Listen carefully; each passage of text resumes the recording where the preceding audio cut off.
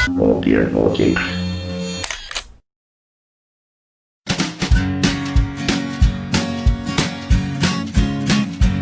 नमस्कार दोस्तों, मैं Ankit Sharma VS academy YouTube channel में आप सभी का स्वागत करता हूं। जैसे कि मैंने पिछली कक्षा में आपको स्वर पढ़ाए थे, स्वर के भेद पढ़ाए थे, स्वर का वर्गीकरण बताया था। आज हमारा वर्णमाला का एक टॉपिक कंप्लीट हुआ, स्वर। आज हम वर्णमाला का दूसरा भेद, जिसका नाम है व्यंजन, व्यंजन पढ़ने जा रहे हैं। और सभी बच्चों से मेरा वीडियो पढ़ाने से पहले, मतलब लेक्चर लेने से पहले एक अनुरोध है, बिल्कुल ध्यान से इसको देखें।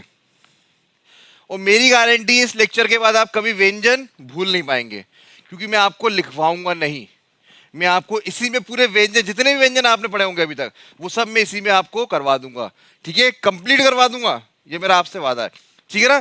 तो वीडियो के चलते हुए कोई कहीं नहीं जाएगा, इसको देखना है आपको। क्लियर? समझ में आई बात? चलिए स्टार्ट करते हैं। व्यंजन, जैसे कि मैंने आपको जब वर्ण पढ़ाए थे, वर्ण में भी मैंने स्वर और व्यंजन की थोड़ी बात करी थी, तो वहां पे मैंने आपको डेफिनेशन पढ़ाई थी कि स्वर क्या होते हैं और व्यंजन क्या होते हैं। मैंने आपको बताया था स्वर वो ध्वनि होती है, स्वतंत्र ध्वनि होती है, जिन्हें लिखने, पढ़ने, बोलने के लिए अन्य वर्ण पर आश्रित नहीं होना पड़ता है। वो क्या कहलाते हैं? स्वर। अ, आ, ई, उ, ए, ऐ, ओ, औ और री, ऋषि, 11 स्वर होते हैं। और व्यंजन की मैंने क्या बताई थी कि व्यंजन ऐसी ध्वनि है जिन्हें पढ़ने, लिखने व बोलने के लिए किस पर डिपेंड होना पड़ता है, किस पर आश्रित होना पड़ता है? स्वरों पर। जैसे कि एक एग्जांपल देके छोटा सा, फिर आपको बताता हूं।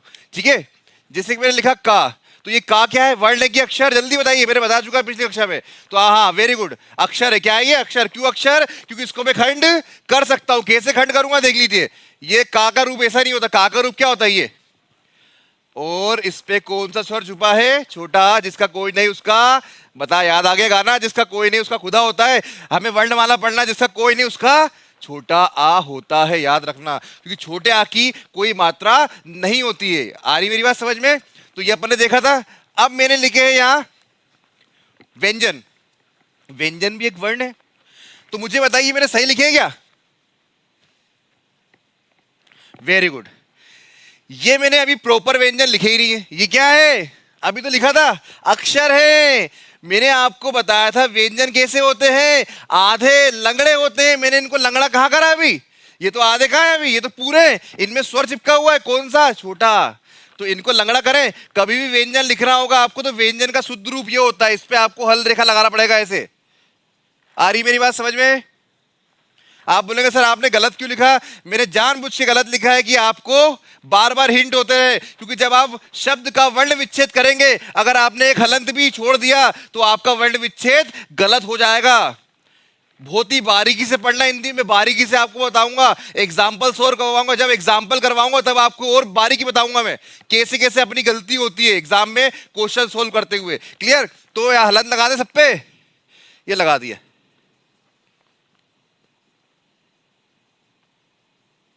अब हुए ये व्यंजन। व्यंजन क्या होते हैं? आधे। क्या होते हैं? आधे, लंगड़े होते हैं। इनमें कोई स्वर नहीं होता है। ठीक है ना? जब इनमें स्वर लगा दूंगा तो वो अक्षर बन जाएगा। क्लियर? चलिए अब पढ़ते हैं हम व्यंजन। तो सबसे पहले अगर बात करी, मैंने स्वर पढ़ाया था, मैंने बताया स्वरों की संख्या कितनी होती है? 11। तो ऐसी व्यंजनों की भी संख्या होगी, आपके सामने लिखी हुई है। पहले मैं एक चीज बताता हूं कि व्यंजन को पढ़ना कैसे है। मेरे यहां गिनती लिखी हुई है 1 2 3 4 5। क्या लिखा हुआ है? 1 2 3 4 5। तो जब मैं बोलूंगा, आप ये वर्ग हैं, क्या है? पहला वर्ग, दूसरा वर्ग, तीसरा वर्ग, चौथा वर्ग, पांचवा वर्ग। अगर मैंने आपसे बोला कि तीसरा वर्ग पढ़िए, तो आप क्या पढ़ेंगे? का, जा, डा, दा, बा। मगर अगर मैंने आपसे बोला कि आप चा वर्ग पढ़ो, चा वर्ग, तो चा वर्ग आपको कैसे पढ़ना है? चा, छा, जा, झा, या। मैंने बोला ता वर्ग पढ़ो, ता वर्ग, तो ता वर्ग कैसे पढ़ोगे आप? ता, था, दा, धा, ना। मैंने बोला पहला वर्ग पढ़ो, तो कैसे पढ़ोगे? का, चा, टा, ता, पा। आगे बात समझ में? अगर मैं गिनती में बोलूंगा तो आपको खड़े में पढ़ना है। अगर मैं वर्णों में बोलूंगा तो आपको टेढ़े में पढ़ना है।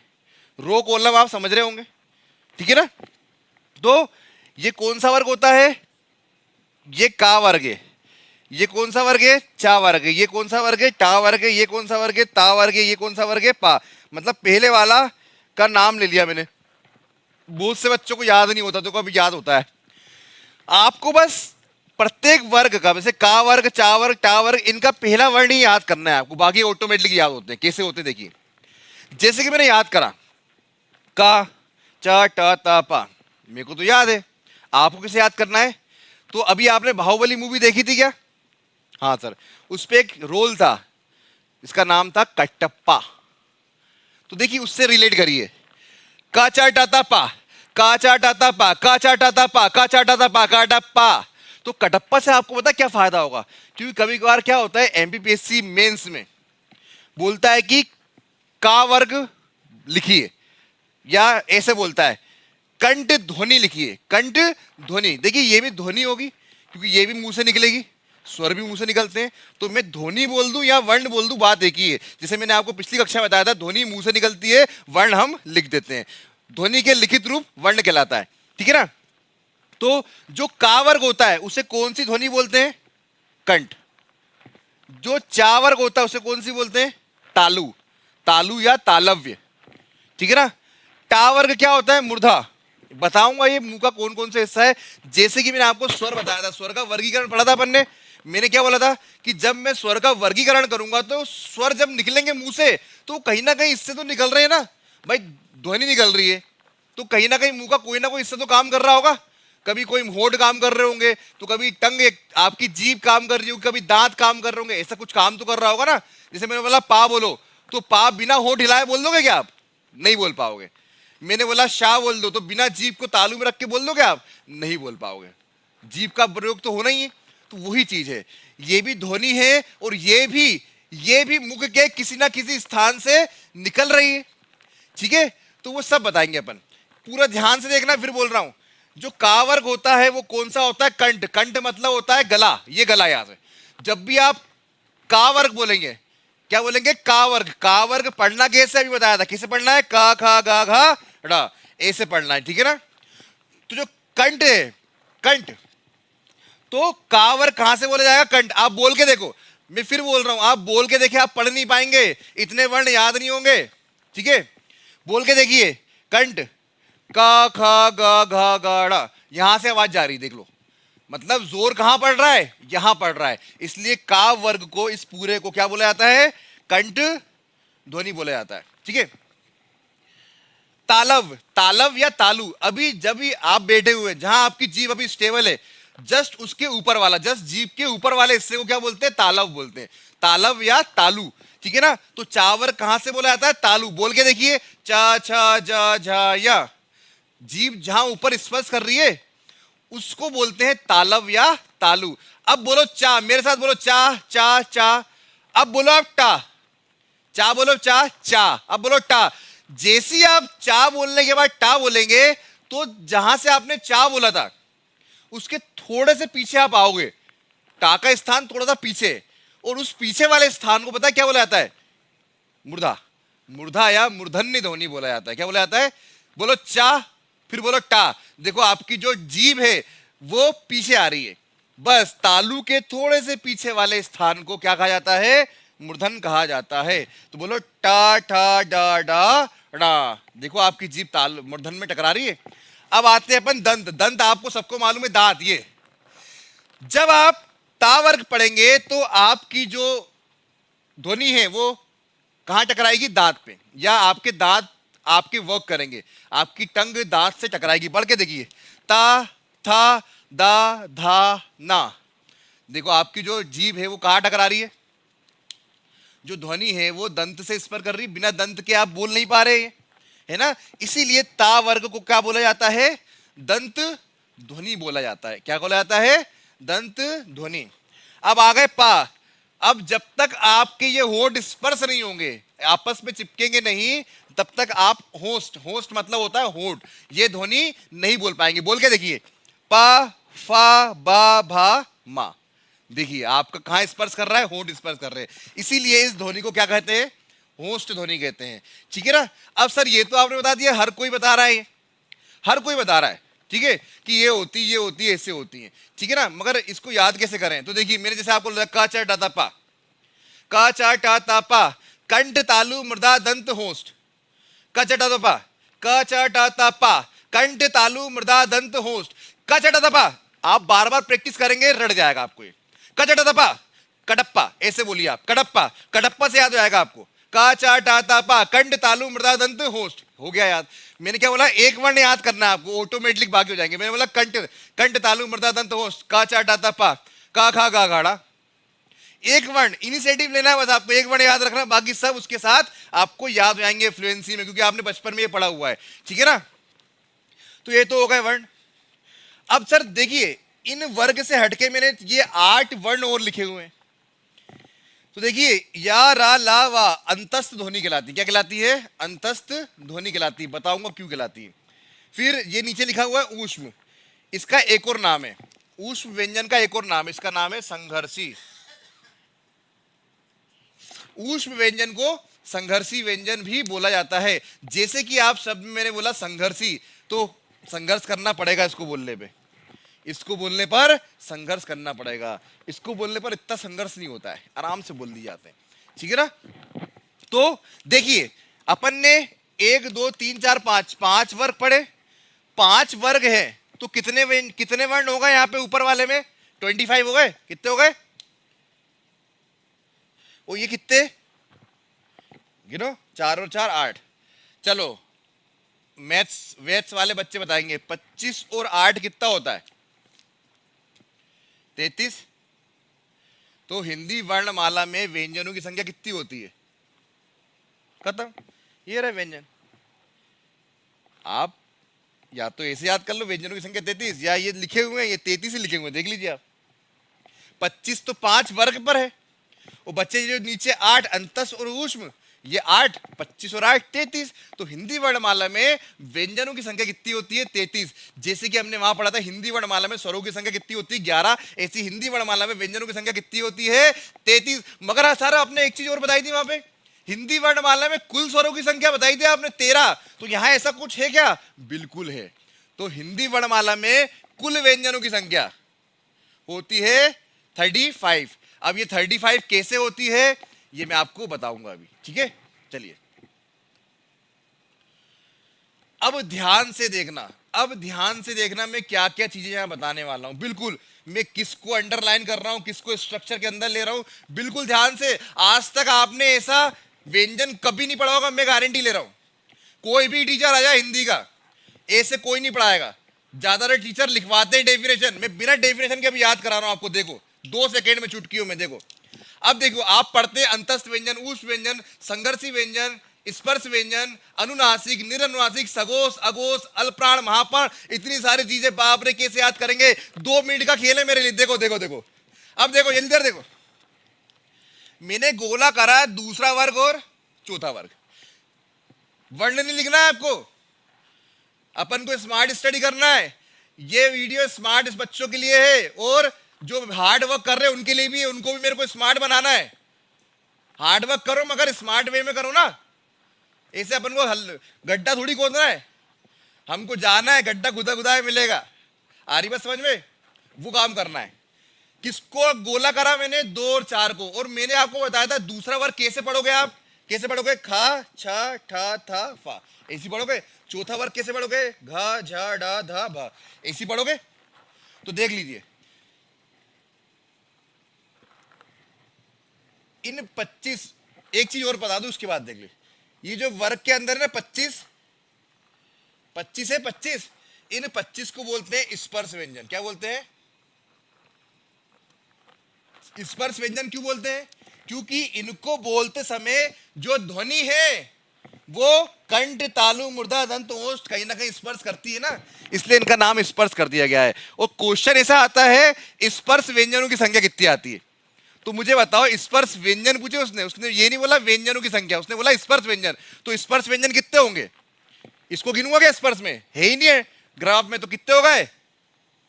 अब दूसरा क्वेश्चन कैसे जुड़ाता है वो, हिंदी वर्णमाला में व्यंजनों की संख्या कितनी है जल्दी बताओ। तो आप बोलोगे सर ये लिखे हुए 33। अब देखो कैसे घुमाता है वो, हिंदी वर्णमाला में वर्गीय व्यंजनों की संख्या बताइए। क्या बोल रहा है वो? वर्गीय। एक कीवर्ड्स यूज करा उसने, वर्गीय। क्या यूज करा? अब मुझे बताओ वर्ग के अंदर कितने व्यंजन है? वर्ग क्या, ये वर्ग है ना, 1 2 3 4 5, ये वर्ग के अंदर है क्या? तो 8 को हटा दो, 33 में से 8 गए, कितने बचे? 25। तो वर्गीय व्यंजनों की संख्या कितनी हो गई? 25। स्पर्श व्यंजनों की संख्या कितनी हो गई? 25। दोनों एक ही क्वेश्चन है, बस वो आपको घुमा रहा है, घुमा रहा है। डिटेल बताऊंगा, अच्छा बताऊंगा, बिल्कुल कोई क्वेश्चन इधर से बाहर नहीं जाएगा, बता रहा हूं मैं, ठीक है ना। तो वर्गीय व्यंजनों की संख्या 25, हिंदी वर्णमाला में व्यंजनों की संख्या 33। ध्यान रखना, एक कीवर्ड से क्वेश्चन का आंसर बदल रहा है, देख लीजिए, वर्गीय से, ठीक है। अब मैं आ रहा हूं 2 और 4 में। तो 2 और 4 को कहा जाता है महाप्राण, महाप्राण ध्वनि कहा जाता है। किसको? 2 और 4 को। अच्छा मुझे बताओ, बहुत इजी देखना, मैंने वर्ग के अंदर से 2 और 4 को निकाल लिया, महाप्राण बोल दिया, तो बचे कितने? जल्दी बताओ। 1 3 और 5, जो बचा वो हल प्राण। याद नहीं करना है, जो बचा वो हल प्राण। तो इसको बॉक्स कर देता हूं मैं से।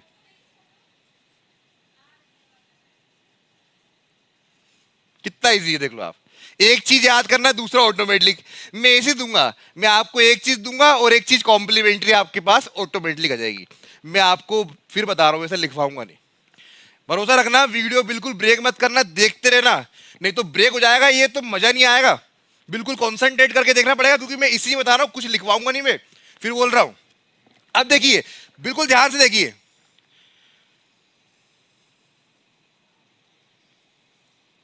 अब मुझे बताओ, मैंने बॉक्स के अंदर किसको लिया?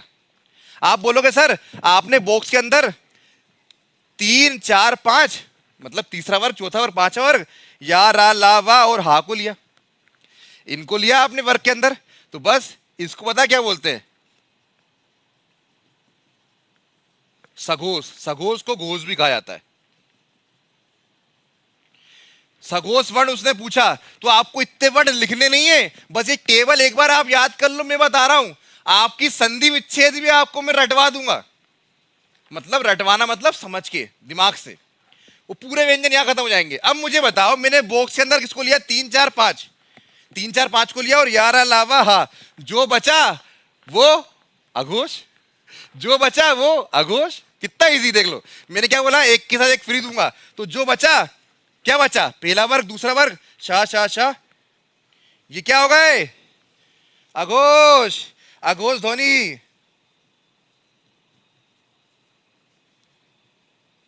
तो ये होगा सघोष और ये होगा अघोष। एक दिक्कत ये आती है कि लोग सघोष अघोष भूल जाते हैं, कहां से क्या हुआ है। याद रखना, जो सघोष होगा, सघोष वाले में सा वाले वर्ण नहीं होंगे। तो एक ट्रिक से याद भी हो सकता है आपको, जहां सघोष लिखूंगा वहां ये नहीं होंगे, सिंपल। तो ऐसे याद हो जाएगा, जब ये नहीं होगा तो पहला और दूसरा वर्ग भी नहीं होगा, तो जो बचेगा वो क्या कहलाएगा? सघोष। आ रही मेरी बात समझे? पूरा दिमाग का खेल है, रटने का कुछ भी नहीं है। आपको लग रहा होगा हिंदी कैसे पढ़ा रहे हैं, ऐसे ही पढ़ाता हूं सर मैं। कॉन्सेप्ट दिमाग लगाना है। जो इंजीनियरिंग स्टूडेंट है, जो कॉमर्स स्टूडेंट भी है, उनको भी थोड़ा कॉन्सेप्ट बिल्ड करो अपना। बिल्कुल सब यही लिखा हुआ है, कुछ भी अलग नहीं है। किताब मत पढ़ो, किताब में बहुत डिटेल में लिखा होता है, डेफिनेशन लिखी होती है, आप डर जाते हो, ठीक है। और वही डेफिनेशन में यहां बता रहा हूं आपको। तो अल्पप्राण कौन? 2 4, बचा कौन? 1 3 5 महाप्राण, सॉरी अल्पप्राण। सघोष 3 4 5 सघोष, और यारा अलावा हा, इसके अलावा जो बचा वो क्या? अघोष। क्लियर? अब देखो, अब देखो, इधर ध्यान से देखो, ये तो आपको मालूम है, यार अलावा क्या कहलाते हैं? अंतस्थ व्यंजन कहलाते हैं। और शाह शाह शाह हा क्या कहलाते हैं? ऊष्म व्यंजन कहलाते हैं, या संघर्षी भी बोलते हैं। अब मैं इधर से उठा रहा हूं किसको? रा को। बहुत इंपॉर्टेंट, पटवारी का जो राजस्थान पटवारी का पेपर हुआ था, उस पर यह पूछा गया था रा कौन सी ध्वनि कहलाती है। तो देखिए, रा को बोला जाता है लुंठित। क्या कहा जाता है? लुंठित। लुंठित का मतलब होता है लुढ़क लुढ़क के चलने वाली। जब भी आप रा बोलोगे तो आपका जब रा निकलेगा तो अंदर होगा कंपन और घूम के ध्वनि बाहर निकलेगी, इसलिए उसे लुंठित कहा जाता है। आधी बात समझ में? तो रा हो गई लुंठित। अब उसने बोला भैया हमारा भी कर दो, ला का भी कर दो। तो ला को भी क्या बोलते हैं? देख लो, ला को बोलते हैं, क्या लिखा है? पार्श्विक।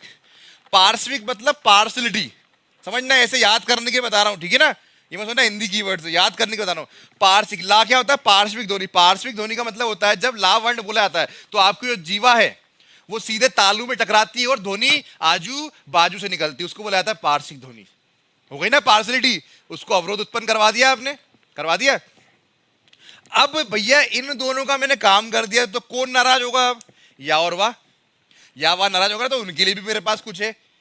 ये उठा लिया या और वाह को, सॉरी, या और वाह को उठा लिया मैंने। या और वाह को पता क्या कहा जाता है? अर्ध स्वर। या और वाह को अर्ध स्वर कहा जाता है। अब मैं इसे अर्ध स्वर बोल रहा हूं, समझना, कॉन्सेप्ट देखना। स्वर क्या होते हैं? ऐसी ध्वनि जो स्वतंत्र रूप से मुंह से निकलती है, या ऐसे वर्ण जो स्वतंत्र होते हैं। बोलो आ, बोलो आ, अब बोलो ज। देखो आ में ध्वनि पूरी निकल रही, जा में नहीं निकलेगी। क्यों नहीं निकलेगी? व्यंजन है ना, वो स्वतंत्र नहीं है वो, इसलिए पूरी रूप से ध्वनि मुंह से निकलेगी नहीं। मगर अब देखो, अब बोलो आ, ध्वनि स्वतंत्र निकल, अब बोलो या अवरोध हो रहा है क्या? नहीं हो रहा ना, नहीं हो रहा ना, मतलब उतना अवरोध नहीं हो रहा, स्वर के जैसे बोले जा रहे हैं, इसीलिए तो अर्ध स्वर बोलते हैं। वाह बोलो वाह वाह वाह, ध्वनि देखो निकल रही है, उतनी स्पीड से नहीं निकल रही, इतनी स्वर निकलता है, इसलिए तो अर्ध बोल रहा हूं। अगर उतनी स्पीड से निकलती तो अर्ध क्यों बोलता, स्वर ही बोल देता ना इसको मैं। आ रही मेरी बात समझ में? इसलिए या और वाह को क्या बोलते हैं? अर्ध स्वर बोलते हैं। चलो ठीक है, इधर देखो, फोकस करो, फोकस। किसको अंडरलाइन करा? जल्दी बताओ। पांचवें वर्ग को करा। तो स्पर्श व्यंजन का पांचवा वर्ग पता है क्या कहलाता है? अनुनासिक।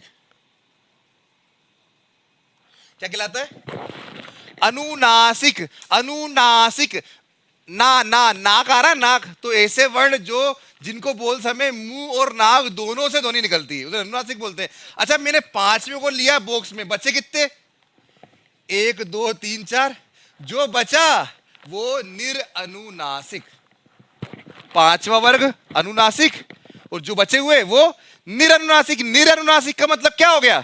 जिन्हें बोलते समय ध्वनि मुंह से ही निकलती है, नाक से नहीं निकलती है। आ रही मेरी बात समझ में? क्लियर? फिर दे दिया ना, कॉम्प्लीमेंट्री दे दिया। ऐसी पढ़ रहा है बेटा, अपन को रटना नहीं है, समझना है, ठीक है? समझ के पढ़ोगे ना, कभी जिंदगी में नहीं बोलोगे। रटोगे, आज रटोगे कल भूल जाओगे।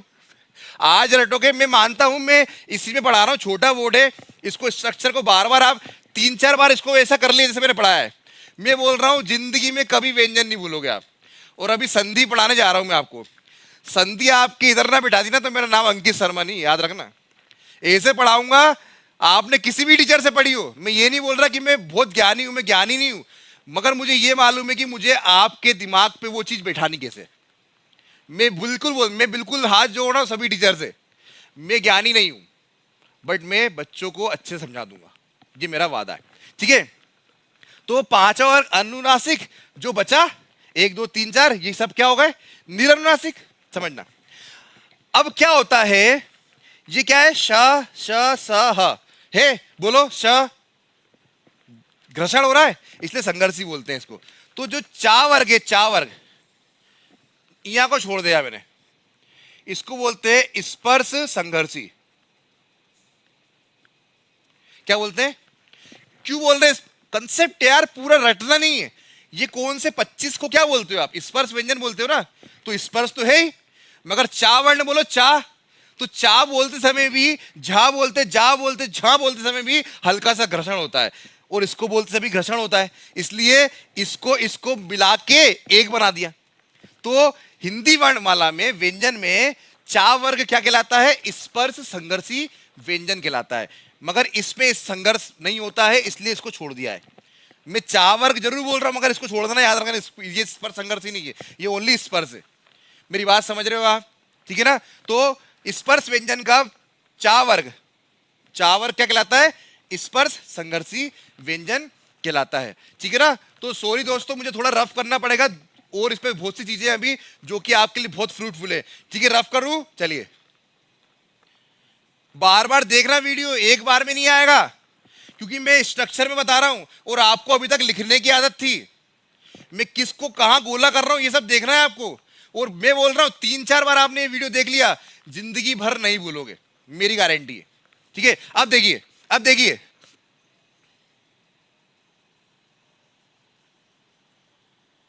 अच्छा मुझे बताओ, ये जो लिखा हुआ है और ये जो लिखा हुआ है, इस पे दोनों में अंतर है कि नहीं है? दिख रहा है? ये लड़की है, ये लड़की है और ये औरत है। बुरा मत मानना, समझाने के लिए कर रहा हूं। लड़की बिंदी नहीं लगाती है, औरत बिंदी लगाती है। देखो लगी बिंदी, यहां बिंदी नहीं लगी इधर, तो दोनों अलग हो गए। अब मुझे बताना, इसको भी याद करने का एक तरीका है। ये मैंने आपको बताया था 33 व्यंजन है, इसको मैंने अलग से लिख दिया। मतलब इनने व्यंजनों ने इनको क्या कर दिया, जात निकाला कर दिया, भगा दिया। तो इसलिए इनका नाम पता क्या है, उत्क्षिप्त।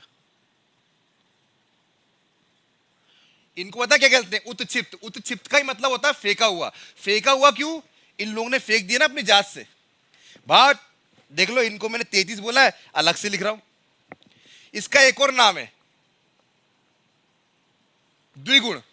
अब द्विगुण क्यों बोला, दो गुण है इसके पास, ना तो प्रॉपर व्यंजन है और ना तो प्रॉपर स्वर है। अलग से लिख रहा हूं ना तो व्यंजन के अंदर लिख रहा हूं ना तो स्वर के अंदर लिखा, इसलिए इसका नाम एक और क्या है, द्विगुण, दो गुण वाला।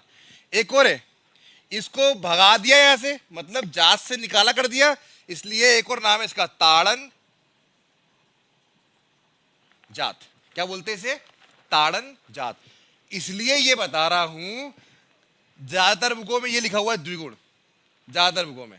मगर उसने बोल दिया ताड़न जात व्यंजन बताओ या ताड़न जात वर्ण बताओ, तो फिर कैसे बताओगे आप तो क्या पढ़ के गए थे, द्विगुण। एक और है, इसका एक और नाम है, क्या नाम है, विकसित। अब सर विकसित क्यों करा है, देख लो, यहां बिंदी है, यहां बिंदी लगा दी, मतलब विकास कर दिया ना थोड़ा सा। जैसे आप गांव में थे, अभी गांव में क्या पहनते थे, लुंगी, अब शहर में आके जीन्स और टी शर्ट पहनने लगे, तो आप पे क्या हुआ, विकास हुआ ना। ऐसी यहाँ पे बेचारे पास बिंदी नहीं थी, ये बाहर गया विदेश, तो क्या लगा दी इसने, बिंदी लगा दी, विकास हो गया ना इस पे। तो इसका एक और नाम क्या है, विकसित। फिर देख लीजिए, ड और डा, ये नीचे जो बिंदी लगी हुई है, इसको द्विगुण, ताड़नजात, उत्क्षिप्त और विकसित व्यंजन कहा जाता है। बहुत इंपॉर्टेंट है, बहुत बहुत बार एग्जाम में पूछा गया है ये नामों से आता है, याद रखना आपने, ठीक है। चलिए, अब बहुत इंपॉर्टेंट, रफ कर दूं, रफ कर दूं, चलिए।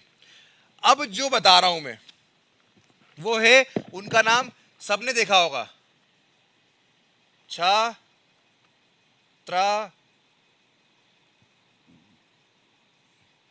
ज्ञ, श्र। कितने लिखे, आप बोलोगे सर 4 लिखे। याद है पहले वीडियो में मैंने आपको एक शिक्षा शब्द लिखा था, मैंने बोला था इसका वर्ण विच्छेद बाद में पढ़ाऊंगा, जब मैं इनको एक्सप्लेन कर दूंगा। तो बस वो दिन आ गया, इनको एक्सप्लेन करने के बाद शिक्षा शब्द का वर्ण विच्छेद अभी करूंगा मैं आपके सामने, आप ही करोगे, मैं नहीं करूंगा, ठीक है ना। इनको बोला जाता है संयुक्त व्यंजन। अब मुझे बताना, संयुक्त का मतलब क्या होता है, एक की दो या दो से अधिक। सर 2 या 2 से अधिक हो सकता है संयुक्त, एक तो हो ही नहीं सकता। तो संयुक्त जब व्यंजन बोल रहा हूं, तो इसके अंदर कितने व्यंजन होंगे, कितने व्यंजन से मिलकर बना होगा, मिनिमम 2 से तो बना होगा ना। तो बस छा किस किस से मिलकर बना है, का और शा से। किससे मिलकर बना है, का और शा से। याद रखना, अभी बता रहा हूं एक चीज, ये किससे मिलकर बना है, ता और रा से। ज्ञा, जा और या से।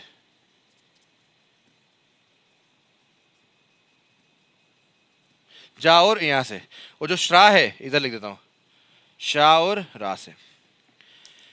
गलती इस पे 1000 बच्चे करते हैं। कैसी गलती करते हैं, देखो, जब बोलता है कि छा छतरी का जो संयुक्त व्यंजन है, इसका वर्ण विच्छेद करो, तो लोग पता कैसे करते हैं, ऐसे ऑप्शन आते हैं, देखना इधर,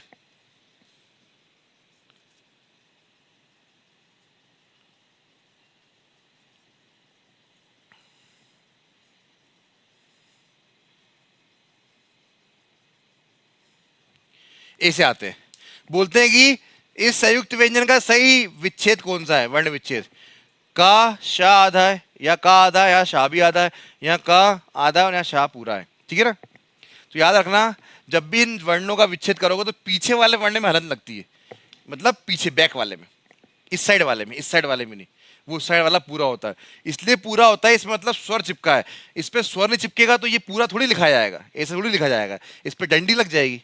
मेरी बात समझ रहे। और 2 आधे वर्ण, 2 आधे व्यंजनों से मिलके एक अक्षर नहीं बना पाओगे आप, बनिएगा ही नहीं, कि वर्ण तो आधे, व्यंजन तो आधे होते हैं ना। आ रही मेरे पास समझ में? तो ऐसी इधर देखो पीछे वाले में लगा है ता और रा, तो ता और रा से मिलके बनता है त्र, जा और यहां से मिलके बनता है ज्ञा, और शा और रा से मिलके बनता है श्रा। आ रही बात समझ में? तो इन्हें बोला जाता है क्या? संयुक्त व्यंजन। आ गई मेरी बात समझ में? ठीक है। अब इधर देखिए, ध्यान देखिए, संयुक्त व्यंजन भी हो गए। चलिए अब देखो, व्यंजनों की संख्या कितनी थी सर? 33। कुल व्यंजनों की संख्या कितनी थी? 2 और बढ़ गए थे, तो कितने हो गए? 35, है ना? और अभी आपने क्या पढ़ा? संयुक्त व्यंजन कितने होते हैं? 4। तो 35 4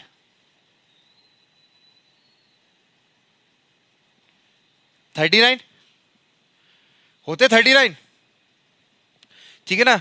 और 11 और जोड़ दो,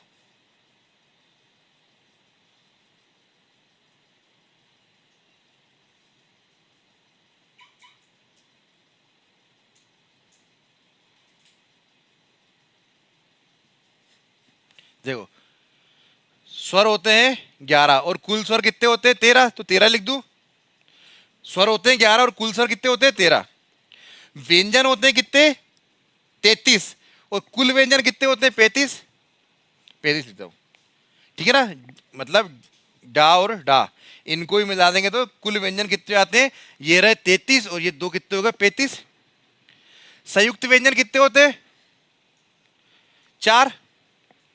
यही पढ़ा है अपन ने अभी तक, देखते। तो 5 4 9 और 9 और 3 12 कि 2 हाथ की आई 1, 3 और 1 4 और 1 5, कितना आया? 52। तो हिंदी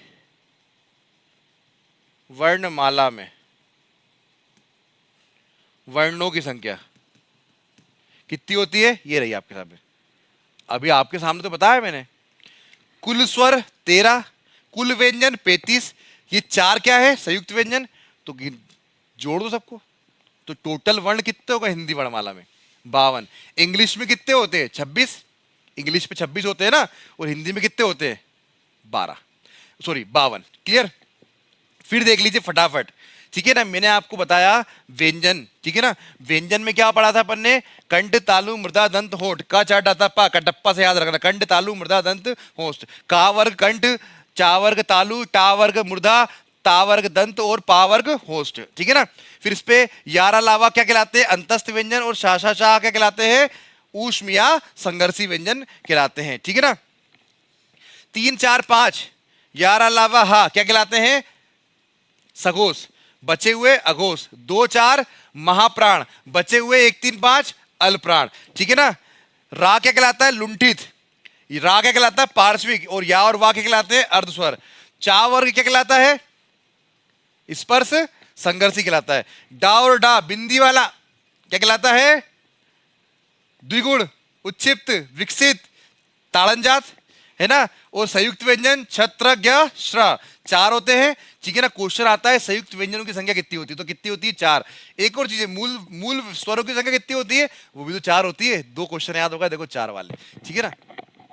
और कुल वर्णों की संख्या कितनी होती है? 52। तो अपन ने देखा कि व्यंजन कितनी इजीली आपने पढ़ लिए। देखिए सब क्वेश्चन इस पे आपके आ रहे हैं इस पे, ठीक है ना? और कोई क्वेश्चन अगर छूट भी रहा है मुझसे गलती से, आगे आपको दे दूंगा, ठीक है? तो आप मुझे कमेंट जरूर करना, सर ये छूटा है। क्या होता है कि अपन जब यूट्यूब पढ़ाते हैं, ऑनलाइन पढ़ाते हैं, हो सकता है माइंड से स्किप हो जाए। मैं नहीं बोलता कि मुझे सब आता है, आप मुझे बोले कि सर ये छूट गया, वो पढ़ाऊंगा मैं। कमेंट करना ना भूले, लाइक करना ना भूले। अच्छा लगे तो बिल्कुल लाइक करना, नहीं लगे तो डिसलाइक करना। ये नहीं बोलूंगा मैं लाइक ही करो, हर बच्चे का अपना अपना ओपिनियन है। क्लियर? तो आज मैंने आपको व्यंजन पढ़ाया। तो वर्णमाला के 2 भेद कंप्लीट हो गए, स्वर कंप्लीट हो गया और व्यंजन कंप्लीट हो गया। अयोग वाह देख लीजिए तो वर्णमाला कंप्लीट हो जाएगा। अयोग वाह, अयोग वाह एक्चुअली ध्वनि है, अम और आहा, ये 2 ध्वनि को क्या कहा जाता है? अयोग वाह कहा जाता है। पहले आपने अगर स्वर पढ़ा हो तो स्वर जो 13 होते थे वो इन दोनों को मिला के ही होते थे। अ आ ई उ ऊ ए ऐ ओ औ अं आ, यही पढ़ते थे आप, बचपन से पढ़ते थे। इसको क्यों हटाया है? उसका रीजन है। अब पढ़ो आ ई ई उ ऊ ए ऐ। यहां तक तो पूरी ध्वनि स्वतंत्र रूप से निकल रही है। जैसे आप यहां आ रहे हो आहा, मुंह दब गया, ध्वनि रुक गई, अवरोध हो गया, इसलिए इनको हटा दिया स्वर की गेड़े से। इसको कहां लग दिया? अयोगवाद ध्वनि कर दिया। क्योंकि जब आप डेफिनेशन बोल रहे हो कि स्वर स्वतंत्र ध्वनि होती है, तो ये स्वतंत्र थोड़ी है, निकल ही नहीं रहा स्वतंत्र रूप से, इसलिए इसको स्वर से हटा के अयोगवाद ध्वनि में रख दिया। आ गई मेरी बात समझ में? ठीक है, ये कॉन्सेप्ट है। नहीं तो बच्चों ने सही पढ़ा है, स्वर ये इसको मिला के होते थे, आ ई ई उ ऊ ए ऐ ओ औ आ, यही पढ़ते हैं, हमने ही बचपन में यही पढ़ा है। मगर कारण क्या था? ये था जो अभी मैंने बताया आपको।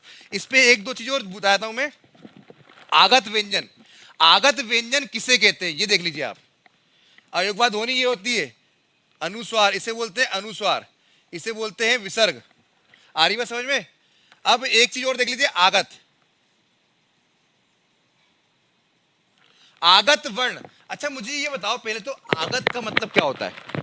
आगत मतलब आया हुआ, आगत मतलब आया हुआ। तो बस हिंदी भाषा में अन्य भाषा से आए हुए वर्ण को हम आगत बोल रहे हैं। तो देख लेते कौन कौन से होते हैं। जैसे कि मैंने लिखा जा, ये आगत थोड़ी सा रही है, तो यहां लिखा था आपने, मगर अगर मैं यहां ऐसे बिंदी लगा दूंगा, ऐसे बिंदी लगा, अब है ये इधर लिखा है, नहीं लिखा ना, तो ये इसको जा पढ़ते हैं, उसको जा, इसमें थोड़ा घर्षण होता है, इसे बोलते हैं रेफ बिंदु। क्या बोलते हैं? रेफ बिंदु। जब ये जा पढ़ोगे तो यहां पे घर्षण होगा। सॉरी सॉरी, क्या होगा? जा, फा, ग, खा। ठीक है, देखिए ये लगा है बिंदी, सब पे बिंदी लगा है, आपने देखे होंगे ये शब्द, ठीक है ना। तो उन्हें क्या बोला? जैसे मैंने बोला आजाद, आजाद, देख लीजिए बिंदी लगी है, ऐसे लिखते हैं। तो ये शब्द से, ये वर्णों से मिलके भी हमारे शब्द हिंदी के बन रहे हैं, इसलिए हमने इनको हिंदी में कंप्लीट सॉरी यूज करा हुआ है। आ रही मेरी बात समझ में? तो इन्हें बोलते हैं आगत स्वर। ये फारसी भाषाओं में ज्यादातर रेफ बिंदु का प्रयोग होता है, घर्षण होता है। फारसी देखो, फारसी बोलते समय भी घर्षण हो रहा है, तो इनको फारसी भी बोल सकते हैं। ज्यादातर फारसी वर्णों के नीचे रेफ बिंदु लगा होता है और घर्षण होता है। आ रही मेरी बात समझ में? तो ये हो गए आगत वर्ण। क्लियर? चलिए आज मैं ये वीडियो यही कंप्लीट कर रहा हूं। नेक्स्ट वीडियो मेरा रहेगा संधि। क्या रहेगा? संधि। उसमें मैं संधि, संधि विच्छेद, सभी प्रकार के संधि बताऊंगा। मगर आपको ये टेबल, ये वाली टेबल याद होनी चाहिए। इतना एक बार आप मुझसे प्रॉमिस करें, ये टेबल आप याद करें, तो मुझे संधि पढ़ाने में बिल्कुल भी दिक्कत नहीं होगी। मैं बता रहा हूं आपको, संधि के नियम ऐसे चुटकी भी याद करा दूंगा मैं। एक तो स्वर वाला सिंपल है, 11 स्वर, वो तो याद ही आएगी। व्यंजन को पढ़ने के लिए याद होना चाहिए। इसी में पूरी व्यंजन संधि दिखाऊंगा मैं, कुछ भी नहीं लिखूंगा, देखना यही है व्यंजन संधि। आ रही मेरी बात समझ में? तो आज मैं आप सबको फिर धन्यवाद करता हूं कि आपने मेरा वीडियो देखा। ठीक है ना, जो भी दिक्कत हो आपको हिंदी में, वो मेरे इस यूट्यूब चैनल में आप कमेंट करें। ठीक है, आज के लिए धन्यवाद। वीएस एकेडमी आप सभी का स्वागत करती है।